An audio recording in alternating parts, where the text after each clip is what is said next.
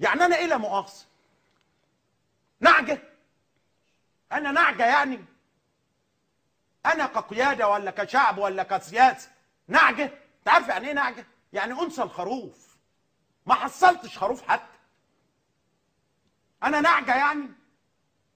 لا بقى، ده انا برفع قبعه لاسرائيل وبقول للجيش اسرائيل والشعب اسرائيل ولقياده اسرائيل: انتم رجال.